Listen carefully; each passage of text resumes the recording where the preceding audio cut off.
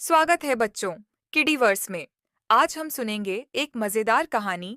बोले वो मैं गैया चरावे यहीं आऊं ना पर्वत पे ही, मेरी गैया को दूध जे देवता पीवे या हमारे हम दोनों को चेहरा मिले। एक ही गैया को दूध पीवे तो मिलन लगे। ब्रजवासी इतने भोले, ठाकुर जी भी उनके सीधेपन पे बार बार न्योछावर जाते हैं। इंद्र को पता चला कि मेरी पूजा बंद कर दी है ब्रजवासियों ने। काले काली मेघ मालाओं ने आकर के आकाश में आक्रमण कर दिया। गड़गड़ करके बादल गरजने लगे। सब ब्रजवासी बोले, लाला जी कहीं इंद्र नाराज तो ना है क्यों हम ते? ठाकुर जी बोले, चिंता मत करो, नाराज है भी जाएगा तो गिरिराज बाबा है ना, हमारी रक्षा करेंगे। मूसलाधार वर्षा होने लगी। एक एक बूंद हाथी के सूंड के समान आकाश से गिरने लगी। ऐसी प्रचंड वर्षा हुई कि चंद मिनटों में ही, चंद सेकंडों में ही, चंद क्षणों में ही ब्रजमंडल में जल भरने लगा। पेड़ के नीचे भागे तो इतनी इतनी तीव्रता से धार गिर रही है कि पेड़। नेक्स्ट पार्ट देखने के लिए किडीवर्स को सब्सक्राइब करो।